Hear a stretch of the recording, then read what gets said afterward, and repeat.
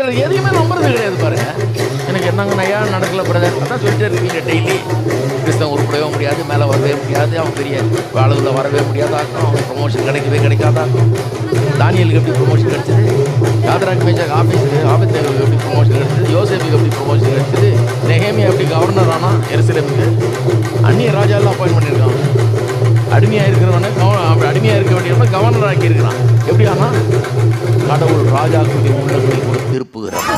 அதனால நம்ப வேணும், விசுவாசிக்க வேணும், எதிர்நீச்சல் போட வேணும். பாருங்க, வாழ்க்கைங்கிறது லேசான ஒரு காரியம் இல்லை. கர்த்தர் கூட இருக்கிறார், காரியங்களை வாய்க்க பண்ணுவார். என்னுடைய போராட்டங்கள் மத்தியில் நான் வெற்றி பெறுவேன். இது லேசு கிடையாது, எனக்கு தெரியும். கீழே பிடிச்சி இழுக்கிறதுக்கு 1000 பேர் இழுக்கிறாங்க. ஆனா அதை காட்டிலும் மேல தூக்குற அந்த ஒருவர் அத்தனை கீழே இருக்கிற சக்தியில காட்டணும் பெரியவராக இருக்கிறார். அவர் மேல தூக்குவார் நிச்சயமா. நான் நம்புறேன். அன்னையிலிருந்து இன்னைக்கு வரைக்கும் நான் நம்பிட்டு இருக்கேன். 1000 பேர் கீழே பிடிச்சி இழுத்தாலும்